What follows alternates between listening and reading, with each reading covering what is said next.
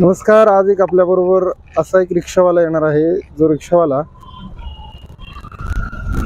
नेहमी काही ना काही चर्चेमध्ये असतो. तर तो रिक्षावाला आज काय चर्चेत आहे काय नाहीये ते आपण बघूया.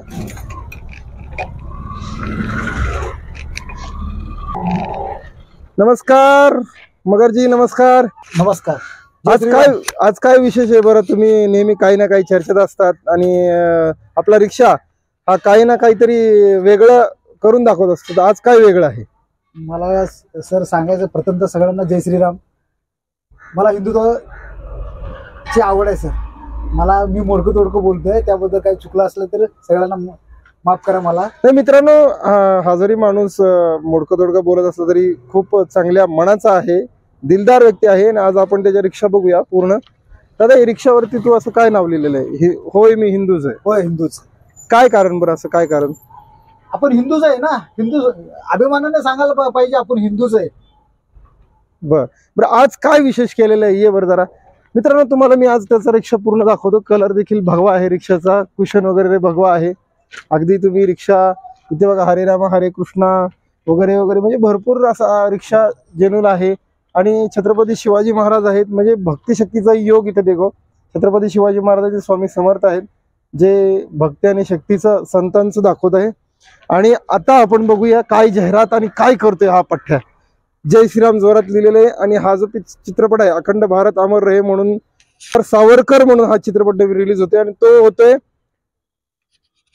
येत्या 22 तारखेला चित्रपटगृहात. आणि तिथे लिहिले देव देश धर्म वाचवण्यासाठी त्याचं कायम हे असतं.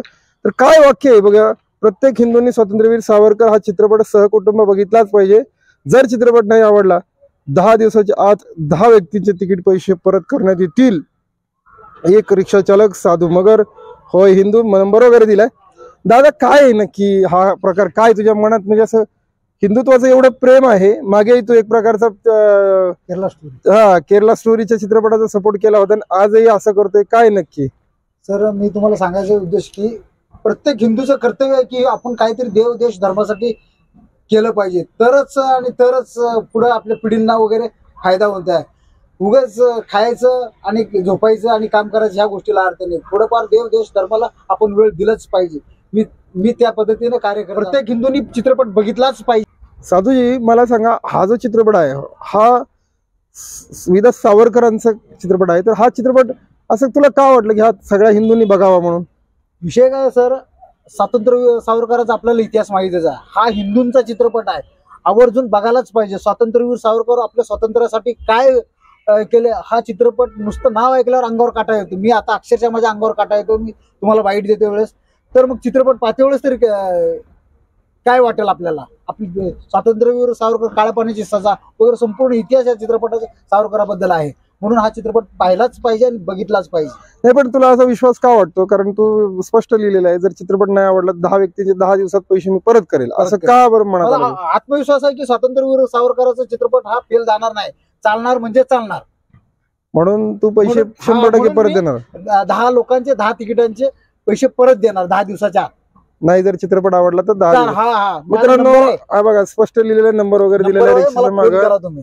जर चित्रपट नाही आवडला तर हा पैसे रिटर्न देईल असं हिंदुत्वाच्या वतीने सांगत आहे. आणि खरंच असा अभिमान असायलाच पाहिजे प्रत्येक हिंदूने. हिंदू जे आहेत त्यांना काय संदेश देणार असं अशा संदर्भामध्ये? की सर्वांनी प्रत्येकाने चित्रपट पाहावे हीच माझी विनंती आहे.